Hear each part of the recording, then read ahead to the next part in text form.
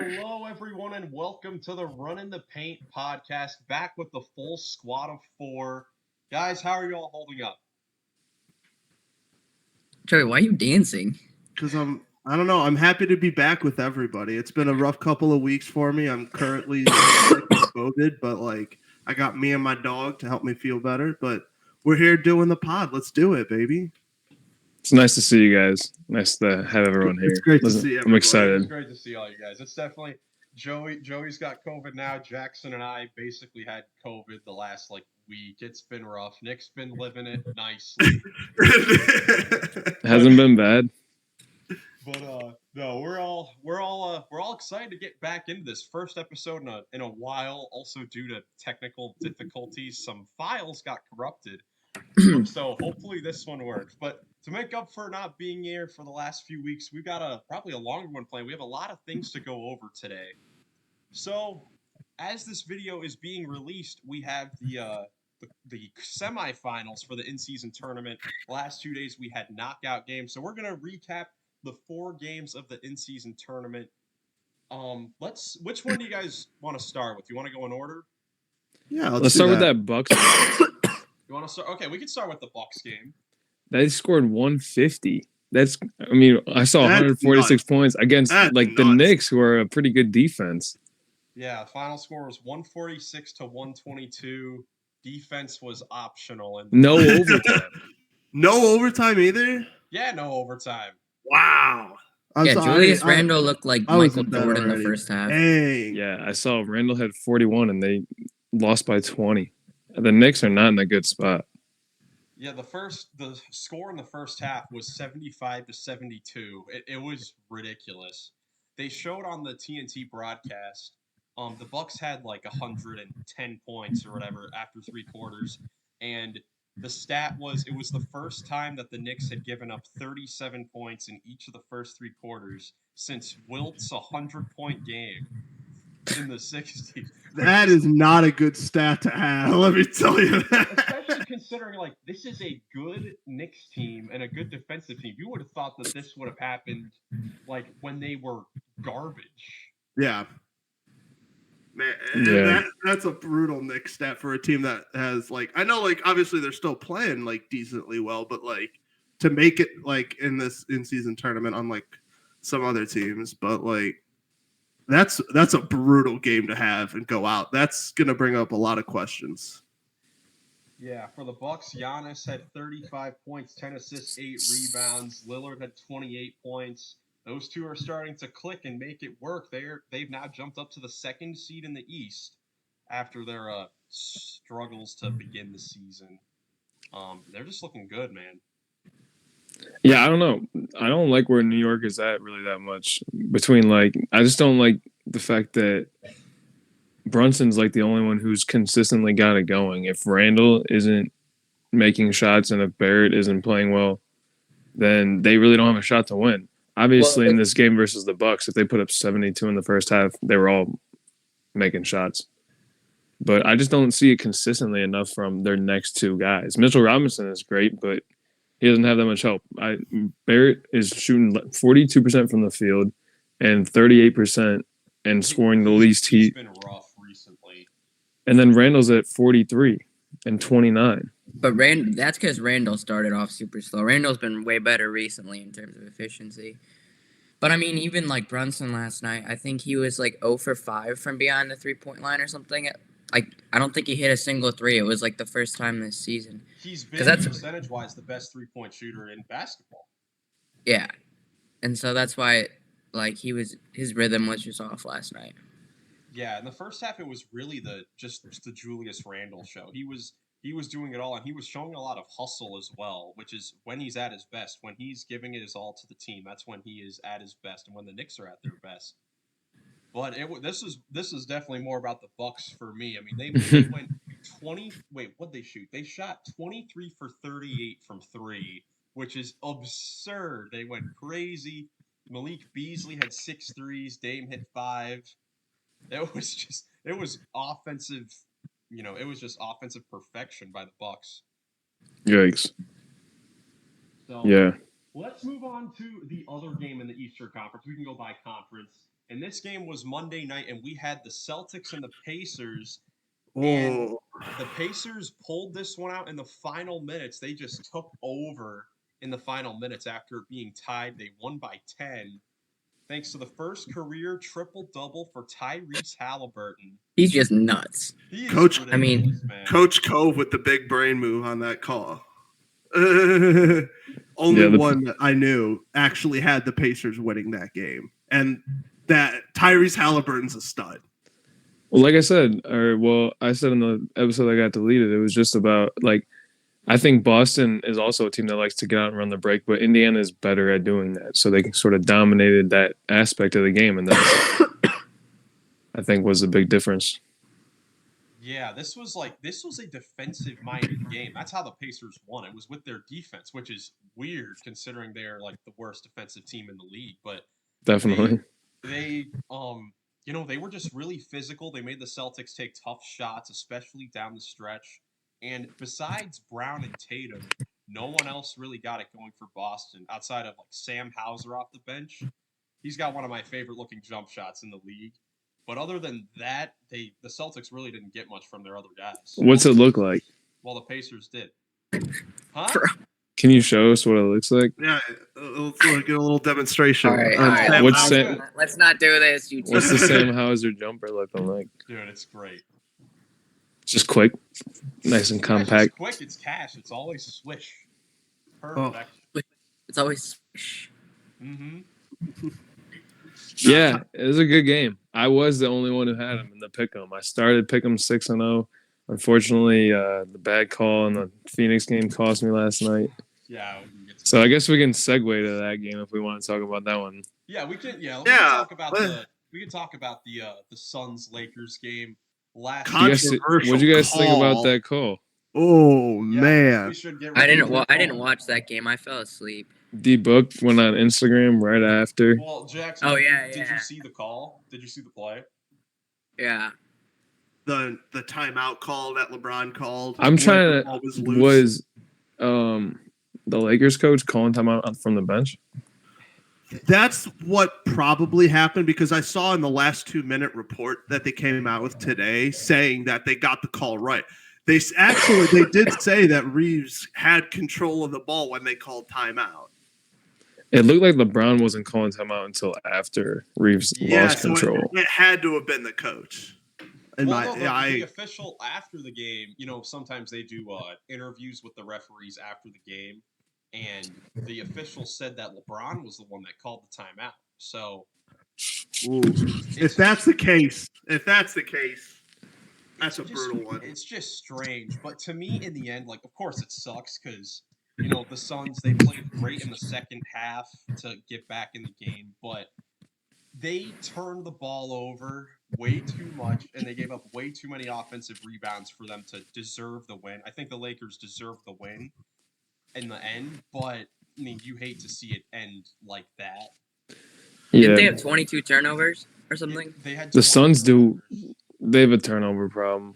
They had 10 turnovers in the first quarter, which was crazy. You're not going to win any game like that, even if it comes down to a bad call at the end. I'm with you, Miles. If you have that many turnovers, you're playing to lose at that point. Yeah, It's a miracle you're still in the game against a team like the Lakers. Yeah, Durant said after the game, too, with that call, it's whatever. Officials make mistakes, but that's not what we should be talking about. We should be talking about how we turned the ball over 20 times and gave up 21 offensive rebounds. Those two things were the difference in this game. And Anthony Davis was a beast. I was just about to say Anthony Davis went crazy. Had 15 of the Great. rebounds, 9 offensive rebounds, 27 points.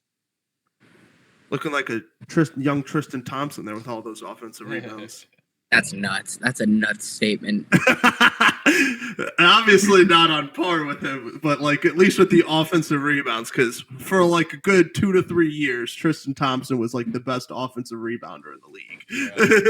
Let's talk about Mitchell Robinson instead, okay? But no, and Austin Reeves in the second half was huge as well. He made a bunch of key plays. LeBron the whole game was good. 31 points, 8 rebounds, 11 assists, 5 steals. Yeah. I think they said oldest player to record like 20, 11, and 5 steals. Or It's something. Yeah. gonna be the oldest player to do everything from He's now gonna on. be Yeah. he's gonna be the oldest. It's gonna for every stat that's gonna come out. He's gonna be the oldest to do it because he's that good still at 39 years Yeah. old, almost 39 years old. Yep. Yeah, for sure. Uh-huh. You guys have anything else on this matchup you want to go over? The All right, King, all the right. refs. Kings, Pelicans. The Herb Jones show. Sacramento. Yes, The Herb Jones show. I like the Pels. Pels are a Pels good are tough. team. Yeah, Brandon Ingram, man. Brandon Ingram. But in the episode that got corrupted, we all had the Pelicans winning the game, us three that did it, because we didn't think the Kings had anyone that could stop Zion. And Zion didn't really do much this game as far as being aggressive, but it was everyone else that just was played on really fire. well. They've been having him run the point, Zion. Yeah, they have him run a lot of pick and rolls with him as the ball handler, and it works a lot. They've been doing that even before they brought CJ back in. Like, he's just pretty ball dominant for them, and a lot of the guys that are on the roster are really good at playing off ball and he's a great playmaker. I was about to say, when you have a guy that size and Yeah. that athletic ability bringing the ball down, it's almost like a LeBron. It's an immediate matchup advantage. Yeah. Where a guy that can see the floor and, like what you said, like the playmaker he is, like it's a huge advantage, even with CJ, because CJ can turn into Right. like CJ's great at like dominating the ball and he can go in and play make himself. But like if you put him at a spot up shooter, he could do that well too. He did that with Damon, was a stud. That's Like, how we were talking. We were saying, like, who are the Kings going to put on Zion? Yeah. And he didn't score that much, but I think he did have a good assist total. Like, He had 6. yeah. yeah, better than Yeah. Michael Porter Jr. Well, yeah, when you look all around at the Pelicans as well, you had Ingram leading them with the 30 points. But Yeah. in the first quarter, I mean, the Kings came out and they were on fire. They were blowing it out of the water in the first quarter. Then Jose Alvarado and Najee Marshall came in and changed the whole momentum of the game. Dude, seeing Grand Theft Alvarado back on a court is so much fun. So much fun. I'm sorry. I love that dude. I remember when they were in a playing game 2 years ago, they won as the 12 seed, I think, or the lower seed. Yeah. And 12 seed. 12 seed playing. sorry, 10 seed. You still a goose? My bad. Yeah, You're good. And then Trey Murphy off the bench as well. I mean, him coming back to the lineup, he's fit in seamlessly as well. So good to see the Pelicans get that one. It sets up these two, matchups on Thursday to decide who goes to the championship game. Both of these games are in Vegas. Let's start with the Pelicans-Lakers. Anthony Davis against his old team. Brandon Ingram against his former team. It's a story, but it's a lot of headlines here. Yes. I really didn't want the Lakers to be here because people are talking about how LeBron wants to win it and have like the first one. And, if that's true, good luck. Like, They're going to name the trophy after him. It's not going to be the Yeah. NBA Cup. It's going to be the LeBron Trophy. Yeah, but Alvarado wants to give the money to his daughters, so I don't know, man. I saw I'm all for that, man. Josh I am Hart all was for Isn't that. talking. Josh Hart? Yeah. You're a loser. Go buy ice. Go No, have I some think it'll fun. be a good. I think it'll be a good matchup. What if seeing just Zion and LeBron go at it? It'll be fun to watch too. Yeah, I mean, there are just some intriguing matchups all the way around. It's just, will the Pelicans, of course, well, they have the size to match the Lakers. There really is. Yeah, they do. It's a good matchup. Yeah. It is a good matchup because Valanciunas can calm down the I hope rebounding little that Davis. this. Can I make a prediction? This could be our 4-5 playoff matchup. No, maybe 4 versus 4-5 playoff matchup. Ooh. I The mean, way that's- the Pelicans are playing, I could see them getting like there. Yeah. that would be fun. I would love to see a 7-game series between these two teams because we'd probably go the distance unless there were some injuries, and Zion would obviously be the most likely to, and AD for that matter. Yeah. They would be miss some time, but I don't know. Who are you guys going with?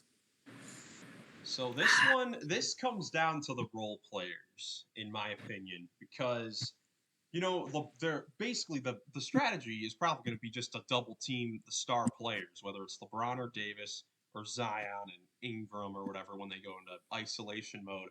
Can the other shooters make the pressure shots? The Lakers are one of the worst 3-point shooting teams in the league, and we'll have to see if those guys can make shots.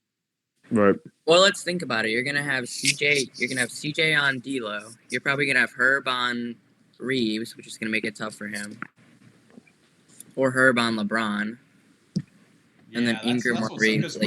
Reeves has been coming off the bench recently. That's true. So you're gonna have Reddish being guarded probably by Ingram, and then LeBron with Herb. Yeah. Then who do you put Zion? Just like Prince or something, just a spot up shooter. Yeah. You try and put have him come and help. I think AD's gonna keep Valanciunas alive though. That's the one thing. Like, can he slow AD down? Yeah. Because if AD wants to win, he's just like LeBron. He turns it up. Yeah. There's only so much you can do to slow down Anthony Davis. It's almost like, oh, I'm gonna control LeBron. He still had 28, 5, and 10. Like that's slowing LeBron down at the time. Like it's almost going to be the same thing with Anthony Davis. Valanciunas, if he does a good job on Anthony Davis won't have more than 30 points, won't have more than 15 rebounds, and that's a good day. And that's like a solid day. If he holds him to like 28 and 10, I don't think Valanciunas can do that though. If AD won't, it'll be tough to. It's going to be tough for Valanciunas to do that. But okay, here's my thing. Like, I feel like the Lakers are the clear favorite, but if it comes down to the role players, like you said, the Pels are stronger. I would if it comes down to the role players, which I tend to agree with. They're gonna the favorites are gonna be Lakers because it's LA. LeBron and AD both need 30. I feel like, which they could easily do. 25.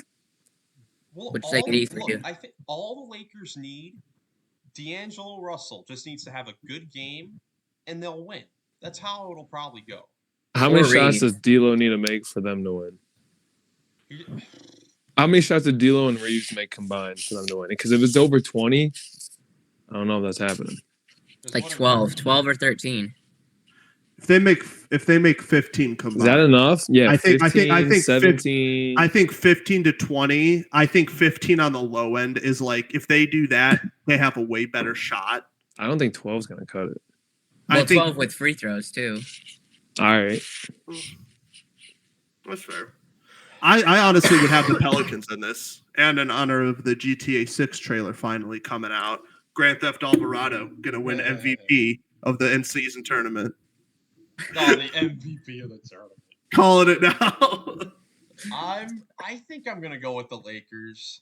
I'm gonna have to agree. This tournament is set up for them to win. It's in Vegas. Every year in Summer League, you see that there are so many Laker fans there. It's gonna be like a home game. Every game that's played for the Lakers. I think that they're gonna pull it out. I think it'll be tough, but I think on the court, New Orleans has an advantage at this point. Let's go Pels. Yeah, all right, split. I like that. There we go. Let's go to the Eastern Conference with the Pacers and the Bucks. It's hard to pick against the Bucks after they dropped 150 on the Knicks. Yeah, how much are they going to score against Indiana? Tyrese is going to take over. Yeah, they don't have guys to stop him. I mean, they played a game earlier this season. Giannis had like 40-something. He had a crazy amount of points. I don't remember what it was, but they lost by 2 because they just let Giannis go crazy. There's nobody to guard Giannis. Yeah. I mean, the Pacers, they need to keep up their defensive effort that they had in the Boston game. But to me, for the Pacers, this is just going to be even with their great offense, they're going to be like having to catch up with the Bucks offense. Because I think the Bucks defense, it's been playing better recently, and I think in a game like this, it'll shine more. But it's hard, though, because like you said, they don't have anyone to guard Tyrese, and he is... Is Middleton playing? Yeah, Middleton's playing. But Middleton hasn't even been that good this year. Yeah, I would probably have to put Middleton on Tyrese. Middleton on Tyrese? I don't Use know. him. He's okay defensively, better than Dame defensively. But he's old. Yeah. Well, He's older, and that's why Those I'm young legs thinking- of Ty. It's probably gonna be Beasley. It's going to be hard to stop Halliburton, anyways. No matter who that's you why put I'm on him. wondering if you were the Bucks, would you be like, all right, let Tyrese do his thing. We know he's going to get his buckets, but the Pacers are the most dangerous when he's getting all of his other shooters and cutters involved. Do you let Tyrese go off and limit the other role players around him? That's what I would do. it's so hard to do that, though, I feel like, because he has the ball all the time. Like, it's different when it's Jokic, and it's different when, like, if you want to limit LeBron, or if you want to limit AD, or if you want to limit Zion, for that matter, or someone who plays off the ball. But when you are talking about trying to stop a dude from just getting easy looks in transition and dump offs on, like, primary defender, secondary help side, like just one help. It's so hard for a guy to help a helper in the amount of time that he's able to get to the second level and dump it off to the guy who's standing on the block. I understand what you're saying. I just don't know how you do that. Yeah. It's definitely a tough call. I'd probably go with the Bucks because they just have more experience in this situation, but the Pacers will be going for it as well. I think it'll be a fun. I think both these games are going to be super fun. Like you would think that like going into like this season, the Bucks would have the clear advantage, but Halliburton's been on another level. Halliburton's been on a completely other level, so you really can't count him out. Is this the first game before the Lakers? Game. This is at 5:00 on Thursday. Yeah. No, see, I don't think it'll be a very intense arena. I don't know, man. I've seen some of the. Did you see that crowd in Indiana? This is in Vegas. Right. Exactly. It's in Vegas. How are there like? There'll be more Bucks fans probably because more Giannis fans there. There's gonna be more rich, drunk assholes than there are in Indiana. Right. Which who aren't interested in any team winning other than the team that they bet on. Yep. And the players that they bet on. Yeah, how many players are just gonna win the 500K and then just go bet it at the casinos? I wonder. That's a baller move. That would be a baller move. Look, the thing going for the Pacers, I saw this after the game, which I didn't even think about. I just counted now. The Pacers have 14 players on their roster that make $8 million or less. Okay, I'm going the Pacers. They deserve it more. I need those guys to make the money. That's a huge part of it. They might go for it a lot more. I think the environment favors Milwaukee, and I think Milwaukee's better at this point. I think their offense is going to be able to match Indy, and like you said, Miles, I think Indy's going to be sort of looking to catch up with Milwaukee's offense. Even though they don't match up that great against them, I think it comes down to like how do you stop Dame and Giannis? Yeah, it'll come down to that. If the Bucks, I think the Pacers will have a much bigger advantage if they can force turnovers and get out in transition and play, definitely, in the fast break or whatever instead of a half court defense. Okay, so I'm going Bucks. Pacers. Bucks. Split again. I love it. Split. I would love to see a Bucks-Lakers championship matchup. I would love to see Giannis versus LeBron.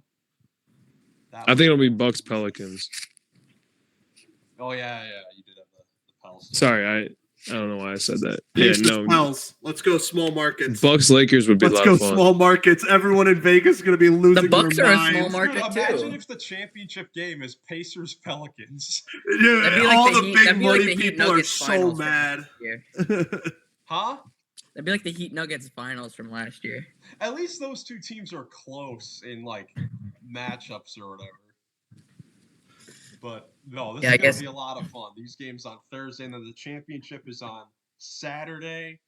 It's going to be so much fun from Vegas. We'll see if the atmospheres will be, anything special. Like you guys said, I don't know how many real diehard basketball fans will be at Vegas to catch these games. but you never know. We'll see. We'll see. I don't know. I loved going to Vegas to watch Summer League. Yeah, I know Again, it's I'm a basketball purist though, so what I did hear though. This is interesting, and I'm not sure if you guys will know this or not, but I did hear. You guys won't know this. I heard on AM radio today. yeah. And then we can wrap up and move on to the next thing we got. But there's a high school showcase going on that's hosted by Nike and ESPN, maybe. I think either way. Oh, Nike and the NBA. Nike and the NBA are putting on this high school showcase tournament. It's featuring Cooper Flag and his team. Montverde. Yeah, it's like 6 of the best high school teams from across the country, and it's a mini tournament, just like the in-season tournament. So That's sick. yeah, That's pretty cool. Cooper When's that? Flag's a dog. and it's during the same week as the Vegas thing in the in-season tournament, and it's also like a official NBA scouting event. So like all the NBA There's a scouts lot are of gonna be scouts. yeah. Yeah, Cooper Flag is nuts. Yeah. Yes, he is. Yeah. 2025 potential number 1. Yeah. Reclassed just to be number 1 in 2 different classes. Oh man, are you guys ready to move on to the next thing? Let's do Yeah, it. I'm sure that's why he did it, Jax. I'm sure. It's a that's why. joke. Nick, can you stop it? But we are now we have finished the first quarter of the season, which is crazy to think about. It feels like it just started. We were just making our regular season standing predictions. But every team has played between like 18 to 20 games, except for the Rockets. For some reason, they barely play basketball. But everyone has played a fourth of their schedule, so we thought that we would do a little quarter 1 progress report with certain categories regarding the season.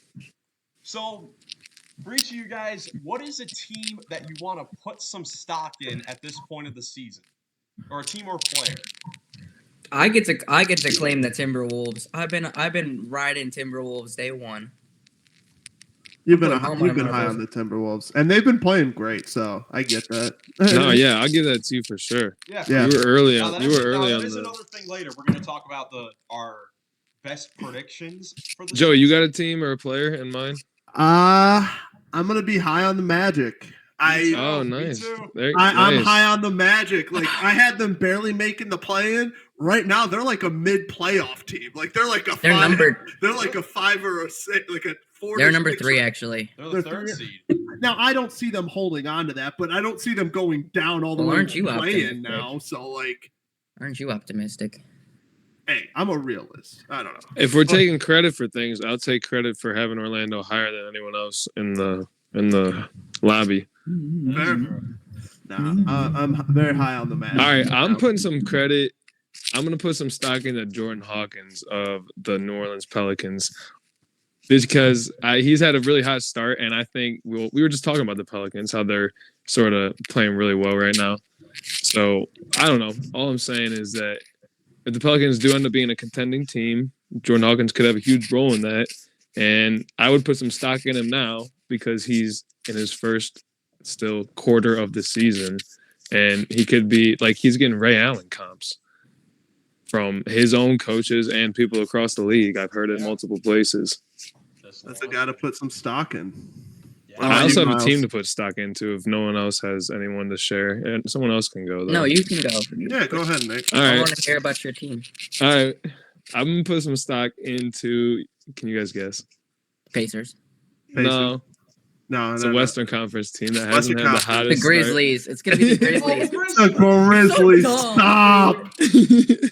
I haven't had the hottest start. I won't say that, but they have been playing better recently.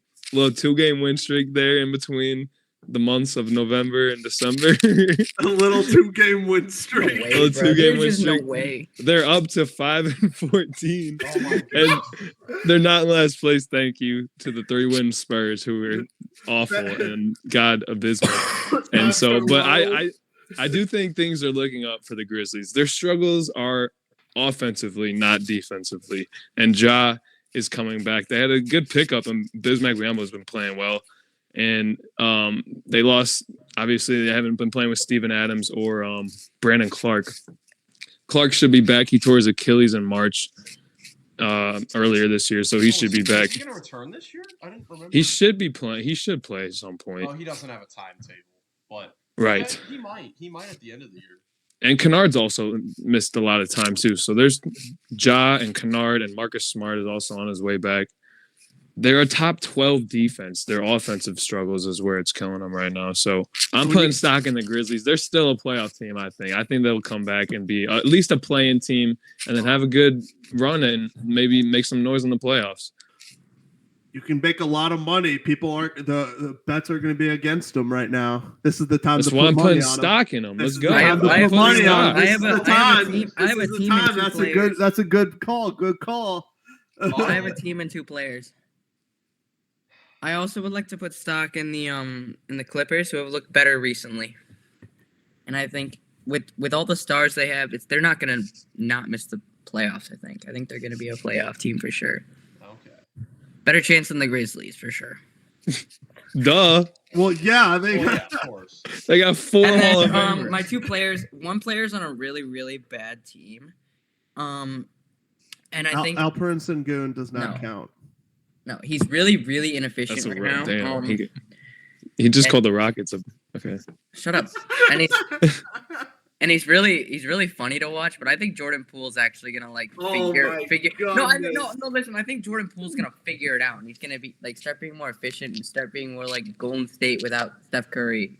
Jordan I Poole. trade you this guy on fantasy, and you are literally his biggest fan now. I can't stand it. I can't stand it. Every day since I traded you him, every day. Hey, Jordan Poole's been killing it lately. By the way, in the week after trading for Jordan Poole, he nearly agreed to trade him to me. I believe that. I believe that. I was gonna give you believe PG for Okay. Poole and Kawhi, and you were like, "Okay, let me think about it." Miles knows I was never gonna do that. Or no, PG for Poole and Durant. You're drunk as a skunk right now. Okay, let's move on. Maybe it was No. Kawhi. Hey, I have another one. What? Another player I'd like to take stock in. Can Okay. anyone guess? Oh, Alperen guess? Can we guess? Oh, let me guess. Sengun? It I is dare you to Sengun. say- No, Of listen. course Listen. He has Are been. you He's putting been. stock in him now? Yeah, I was gonna say he's Oh. already over. We've I've been putting He was stock the in. No, best but I player think on the I think roster. he's gonna elevate and be even better the rest of the season. I think he's gonna. This is elevate. like that Kobe Bryant Kanye West commercial. More when they're on the stage. Can you You know stop, what I'm please? Can you stop? Up Can there? you Excuse be me. a beast but a different animal? Yeah. What does that mean, Kobe What Bryant? the f- does that even mean, Kobe Bryant? LP is gonna be even more better. How is it gonna be? How could he be better? This is like that commercial where it's like, As far as How- this season how goes. great do I have to be? He's gonna elevate himself even more. Trust. More He's records. gonna average. He's gonna average 24. All of that. Shut up. He's gonna average 24, 10, and 6 the rest of the year. All right, we'll come back to this one later in Yeah. the season because best believe we're Clip doing it. this again. Flip at the midnight. it. Can I clip that and post it on the let's talk Instagram? about the other side of the coin. What's something you want to get rid of stock that you may have had at the beginning of the season? Alperen Sengun. I'm kidding. I honestly struggle with this one a little bit more. I hate you, Joey. Yeah, I did too, because like a lot of the teams that like are unexpectedly at the top of the standings, like the Timberwolves, the Thunder, the Magic, like you can believe in them. Like I could see Yeah. them still playing like to that level the rest of the season. Except I can see the Magic dropping a little bit because there have been some struggles in some other East teams. But as far as like this kind of goes into like my incorrect prediction, because at the beginning of the season I believed in the Warriors. I have lost Dummy. I have lost trust in the Warriors. They have disappointed me so much. What's the problem? Tell me what's the problem? I'm Everything. asking him. Turnovers, defense. Clay, Draymond. Steph is literally their only player, like their second most consistent player this season has been like Dario Saric. Their second best 3-point shooter this season has been Draymond Green. You're not going to win many games with that. Even though he's been really this might be his best offensive season since like 2016. I have a Okay. prediction. He's ugly and stupid. I hate him. For the listeners, we have 10 trades to do at the end of this episode. And I'm willing to bet that at least 2 of the potential trades are for the Warriors. Involving Golden State. I believe it. Interesting. It's actually the Warriors. I didn't put the Warriors. Oh, no, you don't have any of the Warriors? I don't have the Warriors. I do have some teams in there. Well, okay, then I'll ask you this. Should they make a move? Like, who can they move? Can they move Chris Paul right away now? I mean, I know that date is coming up where you can start. They definitely can. And is that the smartest move to make? I mean, you might want to talk. You can move Wiggins. He's probably pretty high value right now. Kuminga's decent value too, but now you're talking about ending up with a pick, and you really want to win now. Well, see, that's the thing with the Warriors. It's like they went through all the effort to draft these young guys and develop them. Like Kuminga, like Moody, Podziemski, they've all looked solid. They've all had Podziemski. I don't think that they're going to trade them now, especially considering that they've been worse. I think they want to keep them for the future whenever Steph and Clay retire and they're past that phase. But yeah, it's tough. I came across this trade on Twitter, and it was something along the lines of Chris Paul and Kuminga for OG Anunoby. Which, because Wiggins and Anunoby, they remind me of very similar players, like at their peak. I was about to say, I don't see how that makes the Warriors that much better. No, I think that probably... Say the trade. Who are they? Who were Chris Paul and Kuminga? Yeah, for Anunoby. That might not... I like that for the Warriors. I think that does make them better. I think that gives them another guy who's scoring 20 points a game, 18 points a night. Kuminga's not that dude. Wiggins is not that dude. Wiggins has that potential. He just needs to figure out how to play basketball. Maybe Anunoby is not an 18 to 20 guy a night, but they would trade him for more for his defense. I think, right? Yes, because their defense, they've been mid on both defense and offense. They need more help than that. Their anchor's mid. Draymond stinks. Yeah, they need some help. It's crazy to look at Draymond's numbers, though. He's averaging 10, 5, and 5, shooting 47% from 3 on 3 attempts. Like, he's legit been their second best 3-point shooter. That's pretty good. If I had to, I'm not necessarily gonna sell my stock on this team, but I'm gonna backtrack a little bit. I had the Nets as a 6 seed, and I think they're still right on the cusp. I mean, they're one away, but I think, especially with Cam Thomas back, they could move up there.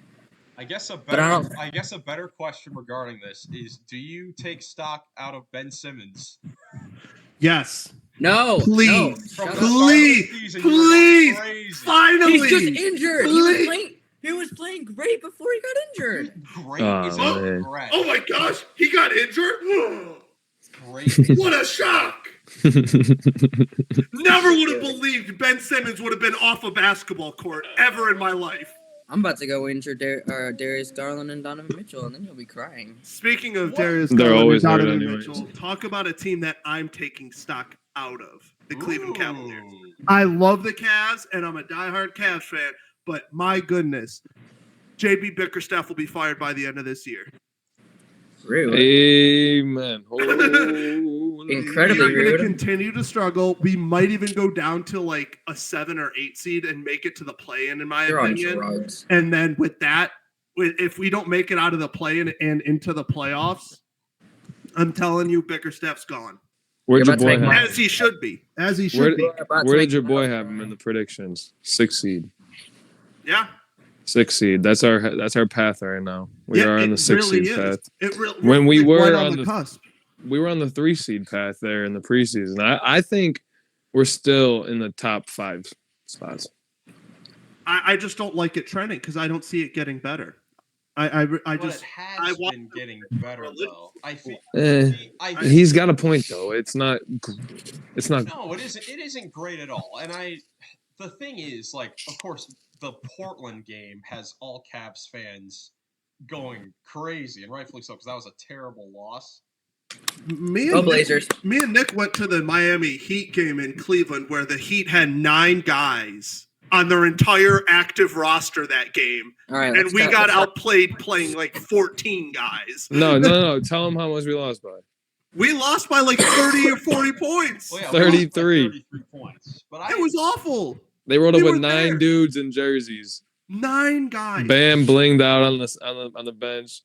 Earrings, chain up. They had like beanie. 4. Miles, if you were still working with the Cavs over there, you could have had a seat on the bench. Yeah, man. Yeah, you They would had have like 4 empty seats. feet kicked up. See, so you look at the Heat and Portland games. The Portland game, there's no excuse for that one. The Heat, that was they had played that long overtime game against Philly the night before, which was a great win. That's really all.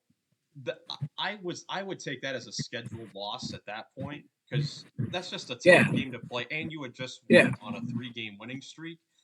And when you look at it overall, then, like, besides the Portland game, besides the Heat game, including those, they're 7-3 in their last 10 games, and those are 2 of the 3 losses. Their other loss was a close one against the Lakers, which was a JB Bickerstaff loss in the fourth quarter, in my opinion.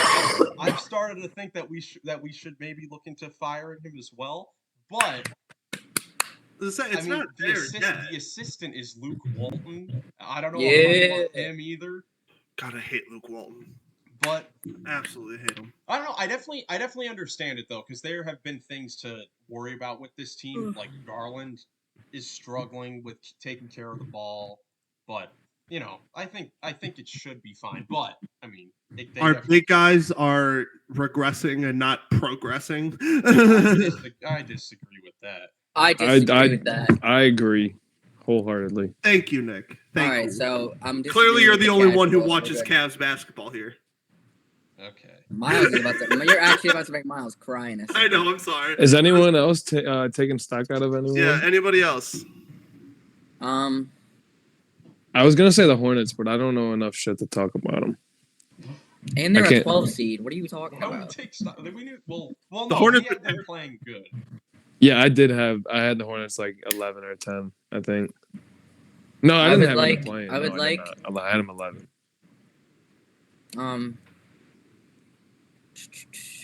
I would like to take a little bit of, not a lot of stock, but a little bit of stock at a Tyrese Maxey. I think he's going to slow down just a little bit. Just like a tiny bit. That's a wild thing to say. He's not going to be averaging 28 the rest of the year. I think he's going to go down to like 26. It's not like a crazy drop, but it's like he's going to regress. Wow, that's earth bit. Shattering. I'm not saying he's going to score 40 less points throughout the next 25 games. That's crazy. I'm about to jump out the window. Okay, all right, we can move on to the sell the stocks. Tyrese Maxey going the money out of the bank. The banks are cracked. I will say before we move to the next thing, the Cavs are currently blowing out the Magic in the first half. Yeah, so suck on that, you too. Lovely Magic team. Tweedledee and Tweedledum. I clearly don't know. I'm selling my stock on the Magic. Screw the Magic. You're Tweedledum-ist. Okay, let's go back to our predictions from the beginning of the season. Correct predictions from the beginning of the season? We have a chance to brag about our smartness. Shut up, Hot Pocket. Shut up. Shout out to Hot Pockets, man. You want to talk about the Timberwolves? Because I'll talk about Nas Reed. Talk about the Timberwolves. Let's talk about the Timberwolves. I didn't talk about the Timberwolves. Goglin, for everyone, Goglin had the Timberwolves as the number 1 seed before. 3. Oh, the 3 seed? They've been even better. Yeah. I'm a genius. Clearly. I predicted Rudy Gobert was going to go back to his old ways, and Rudy Gobert has looked fantastic on the defensive end. You were the biggest Rudy Gobert hater I ever knew. What are you talking about? You used to be the biggest. We can clip in videos from our first show. Well, and now I'm not a hater, so. The Timberwolves have been great. Rudy has probably been the defensive player of the year front runner again. Mm-hmm. Rudy! They're all just playing great basketball over there in Minnesota. I'm gonna need some of these clips of Goglin talking trash about Rudy, so I can post them on Instagram, and then I could put these clips on there too, and I'm like, yeah, Rudy. No, the Wolves literally they have veteran leadership in Rudy Conley, Troy Brown Jr. has been fantastic. Nikhil Alexander-Walker's been fantastic. and they've got Anthony young. Edwards is And then you got Ant Edwards, who's one of the they've best got young players. superstars. I mean, Cat and Ant are both former #1 picks. And they just everything's clicking at the right time. Chris Finch is doing a great job. Yeah, for sure. Go Okay, Timberwolves. now, so I have not been correct about many things this season with regular season standings, but one thing that I was correct about is that the Spurs are hot garbage. This is my incorrect. I also get to take credit for that. Me too. I mean, I mean, Victor Wembanyama, of course, he's been playing very well, but as a team, they just still have so much to learn. Like them and the Pistons, man, the fact that they haven't won in like forever. They probably haven't won since before our last video.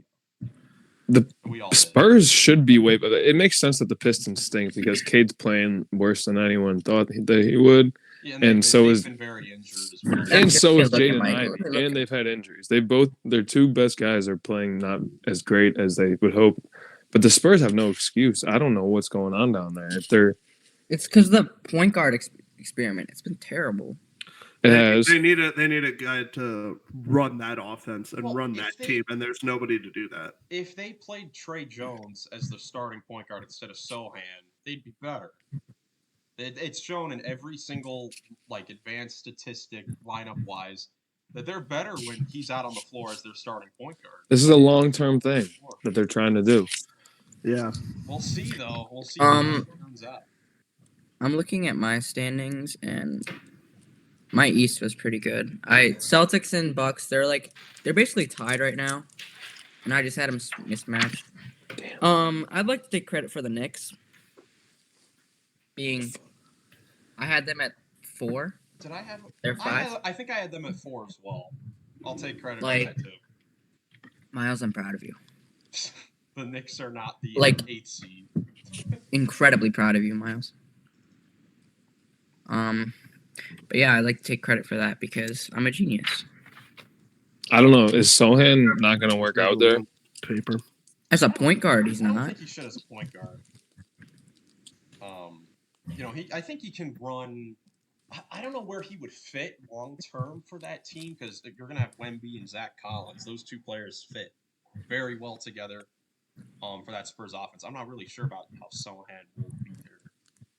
He could be a very good bench defensive player and someone who could be a spark plug on offense some nights off the bench. Yeah, he could be a connector. He has games where he goes off for 18 points and 9 assists. Yeah, against the Hawks, he had 33 points. That was a crazy game for them. But I think they're gonna give him the majority of the season to see if they can start winning some games. Because if they break off I don't know, if they win 12 of 20 to end the year, and they still got the same story going. Yeah, potentially. Yeah, they try to win games. That's the thing. These teams that are at the bottom should just continue to be bad, besides probably the Grizzlies. But let's go to incorrect predictions. What are things that we got wrong? Mine was the Spurs. I was very high on the Spurs. I told you guys that they'd have 50 wins, and they have 3. I had the Spurs at the cusp of the play, and I don't think I had them making it though. And then I also had the Raptors in the basement of the East, and they've been playing great, so I was wrong about them too. I had the Clippers as a 1 seed. I don't like that prediction very much. I think one of the teams that I actually kind of got right was I still think I had because I can't find my paper right now, but I think I had the Kings actually in the play-in or the playoff spot because they were good last year, and they're still in a playoff spot right now. They're still playing decently well. This is who we had wrong. Okay, sir. I have the Kings out of the playoffs, and I'm not. This is I did not include that prediction in this category. Yeah. I would very proudly like to admit that I had the Rockets wrong as well. Well, Where'd you they're have the two- Rockets? Yeah, they're 2 spots back. He had them 12. They're 10. I had them 13, sir. I have No, my we paper. both had them 12, didn't we? No, both had I have my. We both had them 12, and you went crazy. No, I had them at 13, but I'm looking at. Oh. I also had the Pelicans as an 11 seed. Ooh. It was looking like that to start the season. The thing I had incorrect is I grouped the Thunder, Timberwolves, and Pelicans all as the mid teams of the Western Conference heading into the season, and the Timberwolves and Thunder have been the 2 best so far. I didn't. I was just about to bring up the Thunder too. I was like, I did not have them as a 2 seed. I had them as a Where did I playoff have team, Thunder? but like The a low Thunder, playoff. I think I had the Thunder missing the play. That's by far my worst one. Yeah. I had the Thunder at 9. Yeah. None Nah, of us 4 saw seed. them jump. Yeah, you had them as a 4 seed. Yeah. I think I had them. It's just hard because like you never see these young teams or teams that are usually like at the bottom of the playoff picture just jump into the top. And it is the first 20 games of the season. I remember like 4 Sacramento did it last year. Who? Sacramento did exactly what you're talking about last year. Yeah. I guess Sacramento, but it's rare for 2. You're right. Correct. You Definitely. know? But it's also like it is the first 20 games of the season. I remember in 2019, the Clippers, when they had Tobias Harris, Gallinari, Lou Williams, they were the 1 seed ahead of the Warriors after like 20 games into the season. So it's just like anything can happen afterwards. But However, to give credit to the Thunder, Chet Holmgren's been the best rookie in the league. yeah. I know everyone's talking about Wembanyama, and he's been great, but like Holmgren's been the best rookie. Yeah. All right, let's move on. Yeah. All right. So I guess just other things. What are some things that you want to look out for in the second quarter of the season, or other things? Perfect. You want to talk about? Rookie of the year race. I think it's going to be closer than it is now. Which is tough because it's already pretty close between now. Chet and Wemby. I think Chet's got a good arm's length distance on the race at this point. I think his start has been literally nothing short of historic, considering as a rookie and he's on a 50-40-90 trend right now. Scoring 18, doing it on the defensive end. I was about to say, defensively, he's insane. But here's one thing about Wemby is what I said about the Spurs. You know, they start to get hot. They start to play maybe a little bit better.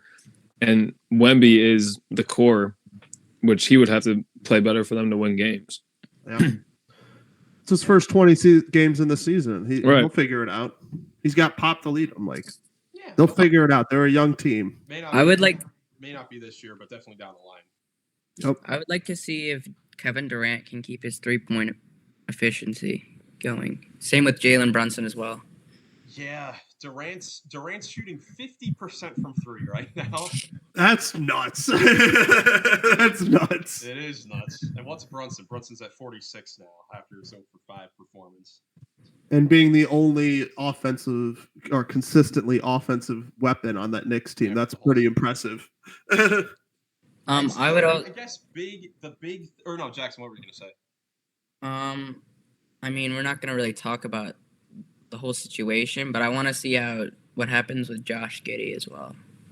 Yeah, Like this, because he's also since that whole situation, he hasn't really played well. not at all. He's had a pretty rough season, honestly. When talking about the Thunder, he's not been very good. Nope. When you look at it, he's been their 4th, maybe 5th best player. Like, Lou Dort is on par of a season with Giddey right now because he's been playing great defense and he's shooting 41% from 3. Like, I think they should start Isaiah Joe instead of him. you think? Just because I feel like they have playmaking with like Shea and Jalen Williams. Well, Shea doesn't play perimeter defense. They need Lou Dort out there to do that. No, I'm saying Giddey. They need to put. I think they should play Isaiah Joe over Giddey to start games. Oh, okay. Let Giddey run with the second unit a little bit. Yeah, I don't hate that. Well, Shea is currently leading the NBA in steals per game, and I know that's a tough statistic because you could just be in passing lanes or whatever. But Yeah. It's a little overrated stat. in my It opinion. is for sure. How many of those are Chet Holmgren tips? Well, if it's a tip, then it technically goes to Chet. I think it goes to them both, or Shea no, gets it. if it's a tip, like if we're on defense and I deflect the ball and Jackson gets it, it's my steal. Yeah. Oh, all right. But no, Yeah. I definitely know what you mean. So something that I want to look for specifically with the second quarter of the season is definitely the All-Star race, because we are going to get some snubs this season. Oh Yeah. Just looking statistically at all the guys playing well, you have 41 guys currently averaging 20 points per game, and a lot of those, and there are a lot of guys that aren't averaging 20 that are going to be in conversations to make the game. Like Scotty Barnes is not averaging 20 points. Paolo Banchero is not averaging 20 points. Domantas Sabonis is not averaging 20. Like all these guys, Damn. you know, there's going to JaVale be McGee, great not players. averaging 20 points. That's ridiculous.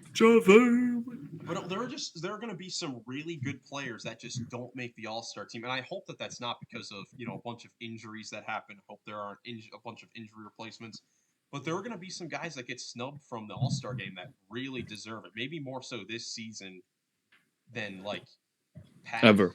Yeah, maybe ever. Well, I have a question. Do we consider like players that like replaced due to injury, like all-stars? Because Ant said he doesn't consider himself an all-star yet. Because he was a reserve. I don't agree with that. I'm sure it obviously makes sense for the player, because you don't want to be like, oh, they just gave it to me because a guy got injured. I was the next option. You want to make it as like, yeah, I'm a for sure all-star. I deserve to be here. I was one of the 12 best players in the conference. Yeah. But I think Anthony Edwards is an all-star. Like he's an all-star. We'll have to do an all-star episode at some point. Yeah, for sure. All-star prediction. Yeah, for sure. Somebody that I am actually really excited, and Nick's gonna love it. I'm excited to see John Morant come back personally. The Grizzlies stink, obviously, but Nick pulling up the stats and saying they're like top, what you said, 12 in defense, 10th actually, or 10th. Like, and if their offense is truly the struggles, John Morant's gonna fix that. You could see the Grizzlies. I know we already passed the stock, but you could honestly see the Grizzlies come straight shooting right back up if John Morant comes right back to his normal self. So I'm extremely excited to see him come back. You hear this dude right now? Nick's so happy right now. The two guys that had them 15-10 before Ja came back. Hey, we were. I totally agree with you. I mean, the offense is the problem. Like I haven't watched much Grizzlies basketball this year, but they are the 29th rated offense, 10th rated defense. That looks to be the problem. I mean, and if you get a superstar like Ja Morant back, he's gonna fix that. I had him at 15-10 before they lost Steven Adams, before Marcus Smart went out. Oh boy, here we go. Here comes the other. There's a lot of reasons why. Yeah, they've been hit the hardest with injuries. Them and the Pistons.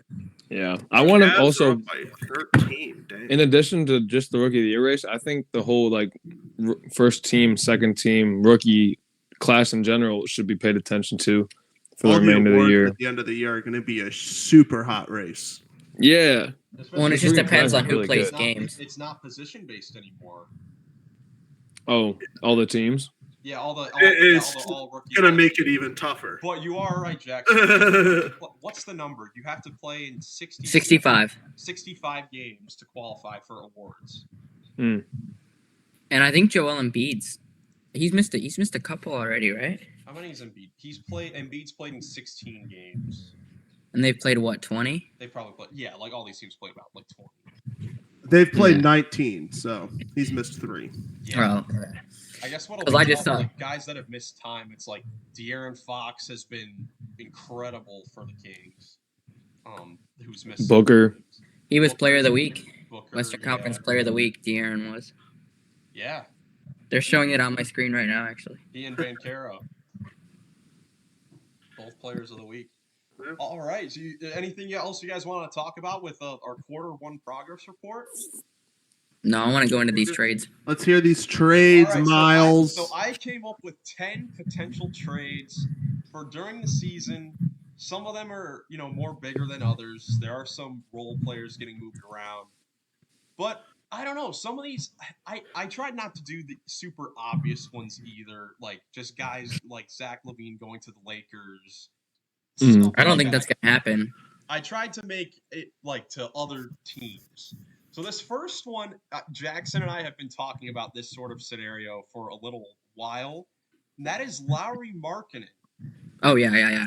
Because with the Jazz and their rebuild sort of going on, I don't know, should Lowry Markkinen be the building block future piece for the Jazz? Like, will he be the face of the Jazz? Is he a cornerstone type player, or is he better as a complementary guy on a good team? As with Jaylen Brown.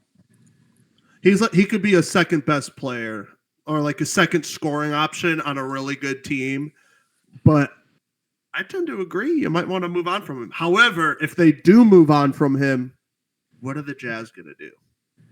Be bad and build through the draft. So here's the trade I've got. This is the Correct. only 3-team trade that I've got in here, and it involves Jackson's Houston Rockets. Oh wait. Oh, I thought you were gonna say the Hawks. That's who I had him going to. No. So in this one, I have Lowry Markkinen going to 3-team trade. I'm impressed. I have Lowry Markkinen going to the Indiana Pacers. That's what you said. That's not fair. The Jazz get Obi Toppin, Jarris Walker, Victor Oladipo, a top 20 protected Indiana first-round pick for 2024 this season, 2 second-round picks, and then the Rockets get Kelly Olynyk from the Jazz. Nah, we don't need a backup center. We got Jeff Green. Yes, you do. Nope, Jeff Green's fantastic. Who are the Rockets giving up? They just give a Oladipo and a second-round pick to get a backup center because they do need a backup center. They don't. That's disrespectful to Uncle Jeff. I think it works for all sides. You're I don't know if Jarris Walker though. You're a fan. You're a fan of Jarris Walker, but you're not a fan of him going to Utah. No, here's the thing. I just don't know if the Toppin and Walker package is enough for Markkinen. Well, with picks. I don't know what his value is though. That's the tough thing with Markkinen. It's like, what would his value be on the market? Right. Jalen Johnson and a first-round pick. No, you're right, Miles. It's hard to know. Yeah. And you think like for and Utah also traded a ton of draft capital from the Cavs and the Jazz when they traded Mitchell and Gobert. So it's not like they would be seeking too much. I think that getting, a rookie Jarris Walker who is not going to have time to really develop with the Pacers because their timetable has jumped up a bit. And then Obi Toppin, he's been really good for the Pacers this year, but you gotta get something back. And I think Markkinen on the Pacers would be crazy offensively. He'd be better on the Hawks. Markkinen on the Hawks would be terrible. Markkinen on the Pacers would be much better. Markkinen on the Pacers does sound like a lot of fun. And I agree. Toppin's stock right now is probably as high as it's going to get. He's been. I didn't realize how good he was playing. Toppin. He's been playing really well this year. 13 points, shooting 60% from the field. Yeah. Analytic beast. Yeah, well, he's running out in transition with the Pacers. And that's what they want. Like, that's perfect for Halliburton. Yeah. I feel like Markkinen could do the same things, too, because he, obviously, it's hard to get as athletic as Obi Toppin, but he's sneaky athletic. Yeah, for sure. And he's a better shooter. I know he's not shooting 60, but, like, Markkinen's a dagger. Yeah. I would say that I would think that the Jazz would be the least likely team to agree to that. It works for the Rockets. I think it's great for the Rockets, and I obviously think it's good for the Pacers too. Yeah. I think the Jazz might need a little more. Oladipo for Olynyk is a great deal. Yeah, it makes sense. It's just for the Jazz. This would be them being like, okay, Markkinen, we respect you. You are a very good player. Right. You deserve to be on a playoff competing team because he's got to be like, I know Buddy Hield has the most games played without a playoff appearance. Markkinen's got to be right behind him. Because you got to think the only good team he was on was the Cavs with that 3 big lineup that lost in the play-in tournament. But for Utah as well, like looking back, like this would give them, a clear runway to be bad and build through the draft. Because when you look at their history, like in the 2000s, the last the only guys that they've really gotten from the top of the lottery was Gordon Hayward and Darren Williams to really build around. All the other guys they traded for, like they traded for Donovan Mitchell, they traded for Rudy Gobert, traded for Markkinen, all that stuff. So I don't know. And for the Rockets, they get a backup center because I don't know. Şengün's great. He's been great, but I don't know. Jeff Green's great. If they want to be successful, I don't know if you want to rely on a 37-year-old 6'8" Jeff Green. Nope. That's my backup center. Especially when Olynyk averaged like 20 for the Rockets. When he he averaged like 30 for the Canadian national team in the World Cup this summer. I think Olynyk would actually help your Rockets out a lot. True. And he's having a great year. He's shooting 47% from three, and he's averaging 4 assists per game, which is 8th among centers this year. Okay, man. We would like. You know what? Bring him over here now. He's been good. We'll have the most assists coming from centers in the league. For real, like that's the center duo that's in the top 10. Him and Şengün and Olynyk, if they were on the same team. Well, Jokic by himself too. Oh yeah, Jokic by himself. All right, trade number 2. This one, I don't know. I'll see what you guys think of this. Marcus Smart to Milwaukee.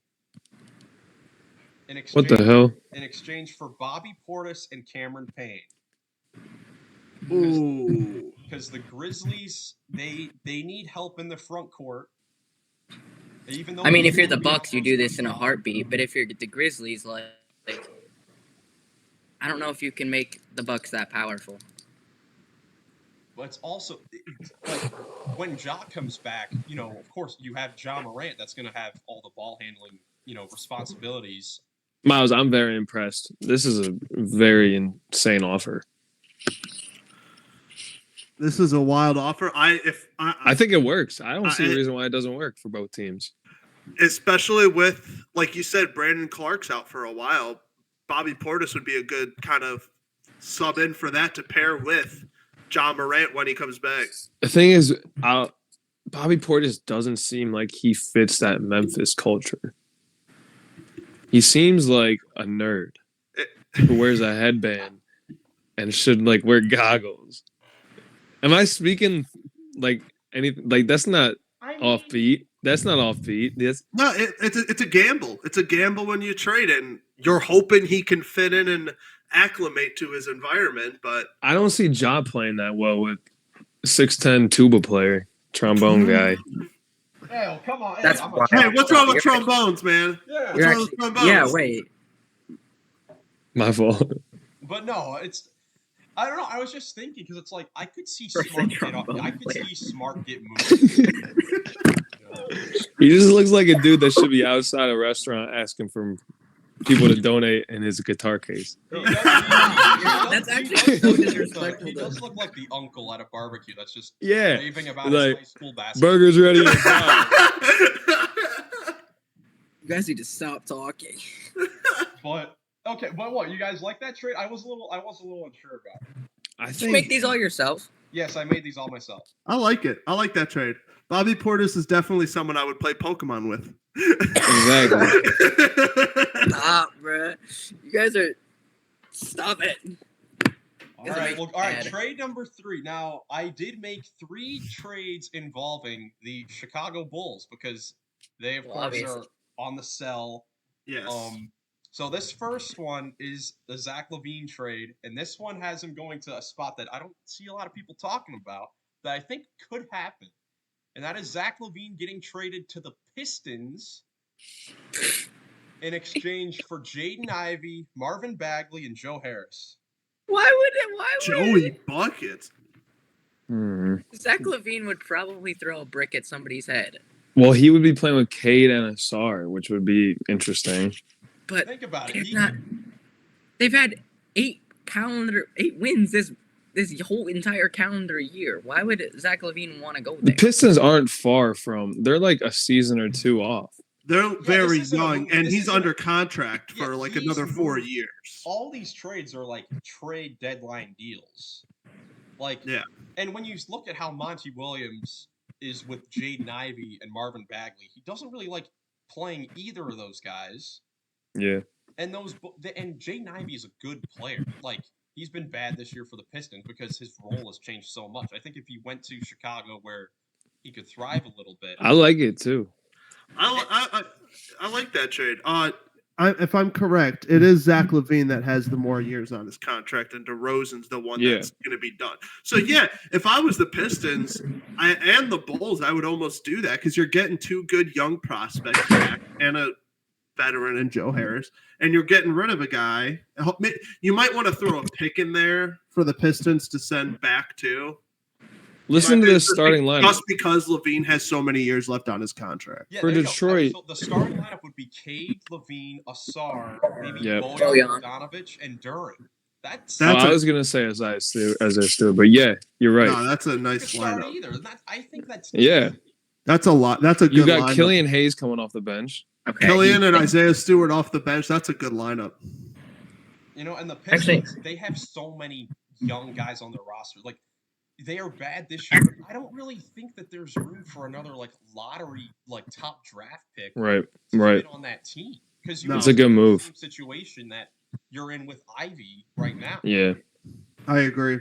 And so the other yeah. thing is the other reason I like it. I just thought of this is that Levine will take the ball out of Cade's hands a little bit, and he don't have to force as much and do Doesn't have to everything. have 18 turnovers a game. Yeah, he doesn't have to do everything with Levine out there. Yeah, And I think Ivy could do well in Chicago with Kobe White and Pat Williams. Who knows what's going on? but, Vucevic. I yeah. think chemistry wise, it works best for the Pistons because And they need to the get thing rid. about- Because Marvin Bagley, he's running out of him and Ivy. They're just kind of gonna get run out of Detroit. They're good young talents, but there's no room for them anymore. There really isn't, especially with Monty Williams as the coach. He just doesn't want to use them. They don't. They have other younger, almost more talented players that they want to run with. And speaking of Monty Williams, another reason why I was intrigued by this, coming up with this, he had great success coaching Devin Booker. Now, Levine is obviously worse, but he's a similar type scorer. Tell us how you really feel, Miles. Well, no, Levine's obviously Booker's way better than Levine. Oh yeah, no, I'm just. Y'all making me laugh. I'm kidding. No, I agree. All right, what's another Chicago? It's a good point. trade? All right, another trade.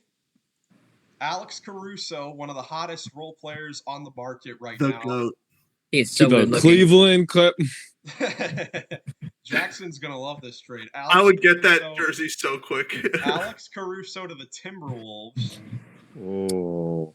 for Shake Milton, Wendell Moore Jr., and this year's first-round pick for the Timberwolves. Yeah, run it up. That's a lot to give up for Caruso. No, it's not. No, it's not. No, it's not. a Shake Milton first round stinks. pick. It'd be, but it's their first-round pick this year. It'd be like in the late 20s. It's gonna be 30. Oh, It's okay, literally gonna okay. be 30. Okay, calm down there, buddy. There's still like 86 or 60 more games to go in the season. But yeah, no. That's actually a pretty good. Like Caruso's a baller. I love him. Is Wendell Moore playing or no? No, he doesn't. He isn't playing for the Timberwolves. No, I think that's a good trade. Caruso's a really good defender. I think he Dude. fit right in with it. Jackson, how many calories have you eaten today? Sorry. To Not go enough. off topic. No, Jackson, how many calories have you eaten on this call? exactly. I like that trade too. I don't know. Though my first thought was, backcourt depth for Minnesota would be great, but I think frontcourt depth would honestly be even better for them because they only have the three. So when you think about it, so you could still have Caruso you'd have Caruso off the bench, and you could plug Caruso in to a closing lineup. Mm-hmm. If, let's say we know in past years where Towns has been in the playoffs, he hasn't played that well. That's true. So I guess you're right. Struggling, you could throw Caruso out there, and you have a closing lineup of Conley, Caruso, Yeah. Edwards, McDaniels, and Gobert. I don't know Yeah. how to score on that team. For sure. Yeah, definitely right. That solves the problem. Then the 3-man thing that solves the 3-man big backcourt, Big man thing, yeah. front court. And the final Bulls trade. I guess this is it. This is if the Grizzlies don't go the Bobby Portis route. But just a quick trip. The Grizzlies get Andre Drummond for John Conchar and a second. That works. Simple. Replace Steven Adams with an not equally, maybe a little worse off. Andre Drummond fits that Memphis culture. Andre Drummond would fit that Memphis culture so well. He's a guy I could see getting bought out too. Like, he may not get traded, but I could see that might not be a trade. That could be, yeah, you're right. That could be a buyout, like right after the deadline. Yeah, for sure. So those are my Bulls trades. Now, got another trade with Gordon Hayward. He's another guy on the last year of his deal, his big expensive deal. I like having a great year, playing great. Yeah, he's having a good year. He's just a fine young man. Butler legend. Gordon Hayward to the Philadelphia 76ers. Now, this is tough because I don't know how his value is, but I just have contracts like Marcus Morris and either Rocco or Batum. Probably Rocco because Batum's been playing great. Then Jaden Springer and a 2026 first-round pick from either the Rockets, Thunder, Clippers. Yeah, that works. They got to get rid of two of those 4 guys they got from that Clippers trade in that same position. So yeah. Well, what do you guys think if Hayward was on Philadelphia? How do you think that would work? It's the first thing for them. He'd be a bench guy, though. I feel like you could play Kelly Oubre. He'd be Kelly Oubre. Oubre is playing. No, he's not. I thought he's still out. He's playing right now. When he comes back. He's playing today. Oh, he's getting back today? Mm-hmm. Oh, wow. You silly geese. Well, I feel like he'd essentially be in the role that Oubre was in before he was out. But he's back in now. Yeah. No. Which was going great for him. Well, what are they? They could start. Tobias could start at the 4 with Hayward, and then you have Maxey, Melton, and Embiid all there. Then you still have Oubre off the bench. I think that's solid. That's not bad. It's not bad. You got Tucker and Tucker. They still got House. I'm sorry. They have Martin. They still have KJ Martin, who hasn't really played much since the trade. Who's the other 4 that they got? They got another forward. They got Marcus Morris. Paul Reed. Yeah, he's like their backup 5. Yeah. So another move I have for the Sixers. This is again if they don't do a Gordon Hayward trade, but this is another one that would add some depth to their team. And it's simple. It's either Robert Covington or Nick Batum's contract to Detroit for Alec Burks. Bucket off the bench. I like it. Yeah. Yeah. I was gonna say that's a good. He plays the guard, right? He plays the 2. Yeah, he can play 2 or 3. Oh, I was gonna say Covington or who? That's what they need. Or Batum. Yeah. Yeah, I'd probably rather send Covington because you said like Batum is playing great. Batum's been balling right now. I don't know how Batum's been balling this long. Well, I honestly thought he would have been done like 5 years ago. He's as good as the players on his team. Like when he was on the Hornets near the end of his career with that massive contract, he's bad. He was a good role player for the Clippers. He's been a good role player for the Sixers since the trade. He's at his best when he was with the Blazers. I was gonna say those Blazers days is when I remember him. Man, he was a stud. Yeah, for sure. This is just these next 2 trades are just getting some 3-point shooting on some contenders, both involving the Spurs. So the first one, simple swap: Devontae Graham to the Lakers for Gabe Vincent and a 2nd-round pick. Gabe Vincent hasn't done anything for them, so might as well trade him. Devontae Graham's got some great talent, was really good in New Orleans, so maybe he can rekindle some of that being off of the Spurs. Yeah, play for the Spurs. And the other one, I have Doug McDermott and Jetty Osmond to the Knicks for Evan Fournier and a 2025 top 4 protected first-round pick from the Bucks. Jetty. That's a very interesting trade. I don't know why more moves don't get made because you're just rattling these off. I feel like this could happen. Like the Knicks, Fournier wants to get moved. I feel like it could happen too. The Knicks need more 3-point shooting. They in a very isolation-heavy offense. McDermott and Jetty have been lights out off the bench for the Spurs this year. Jetty. And the Spurs get a pick back. Yeah, you get a first-round pick. That's one. That's a good one. I like that one. I think, I was gonna say, I think the Knicks need all the shooting they can get. besides Jalen Brunson. It would kill me to see Chetty and Nick. I would love to see Chetty fail in New York. That would be great. You are so I rude. would love that. You are such a rude little boy. He does not like Jetty at all. I Do you have have any never been a OKC Chetty trades? fan. I have never been a I Chetty don't have fan. any OKC ones. This is my final one, and this one, I don't really know how to feel about this one. I was hoping to find to think of another one. I don't know, but Malcolm Brogdon to Miami for Duncan Robinson, Nikola Jovic, and a first-round pick, top 20 protected for this year. It's tough. Too much. Duncan's been playing great. Yeah. But I was about to say, I don't know in the about Duncan. playoffs. Their only point guard is Kyle Lowry, and he's old, and I wouldn't rely on that. I rely Well, on Jimmy Kyle kind Lowry of plays every point. day. And Hero is going to run the point for them too. As I say, if Hero comes back, he can That- run it. When me and Nick watched the Heat play Jaime Jaquez, the entire offense went through him, so he could run that entire bench. In the This is playoffs, true. though, you're not going to put your whole offense through a rookie. Yeah, none of these guys. They might. None of these, I don't know. None Don't of put these it guys past we're talking Bo. about are actual point guards, besides Lowry. But Hero could if he wanted to. Hero could. They could play him in that sort of role. Dude, they let Bam bring it up in the playoffs They last year. literally let Bam bring it up. Well, yeah, because he's a good playmaker. I don't know. It's just I think it's just super important to have a real point guard. Sure. And But is Brogdon a real point guard? I want to see Brogdon get. Yeah, Is he? This year he's averaging 18 points, 6 assists, and 4 rebounds. Wow. I want to see him on a good team that could use a point guard. He could be off the bench too. He was 6th man of the year last year. What are some other spots for Brogdon? Because I feel like that's a name that could get moved. Phoenix? But as far what would they give up though? That's the thing. Because Yeah. gotta have good value. Give up a Kobe Allen.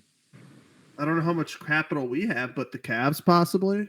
We don't have besides Craig Cavs. Porter as our backup. I love Craig Porter. See, Ty he's Jerome dog, when he but, comes back is good. I don't see any Cavs trades happening this year. Brogdon to the don't see Lakers how much would be capital we have. interesting. That's the thing. Yeah. Yeah, Brogdon could be a good little piece for the Lakers, maybe. If They would have to give up D'Lo and then get another No. piece back. they wouldn't have to give up D'Lo. Who else would they give up though? Yeah. Because Gabe Vincent and picks. But the Lakers, will the Lakers give up draft picks when they know LeBron's about to retire? Who knows that LeBron's about to retire? Yeah, he'll play till he's 97. Or plays with Bronny. My bad. Or goes to another. I was team about to play say with- LeBron's got at least 2 years left. Yeah, I mean, I guess you could give up if they this for. Oh yeah, when Houston drafts Bronny with the first pick in the second round this year. Could imagine. But those are all the trades I got. Those are great. That was very enjoyable. I can't wait till you become a GM of a team. Nick's Yeah. the head coach. I'm the assistant coach, and Goglin's the water boy. What? Hey, water boy is a cool experience, dude. You can still talk to us, Jackson, if you want. You just have to make sure you aren't becoming too much of a fan. You got to make sure you're on task. We won't be Jackson won't be potting with us next week. We will all be at his funeral because after we get off tonight. Oh, poor Jackson. Love you, Goglin. But yeah, let us know in the comments what you think about everything we went over today. We went through a lot today, but that was a lot of fun. Super fun. It was super fun. You guys have any last thoughts? Shout out. I know it's not basketball related, but shout out to the Cleveland Guardians for getting the number 1 overall pick in the MLB draft. Yeah, too bad they're gonna ruin it because they suck. I'm with JG on that one.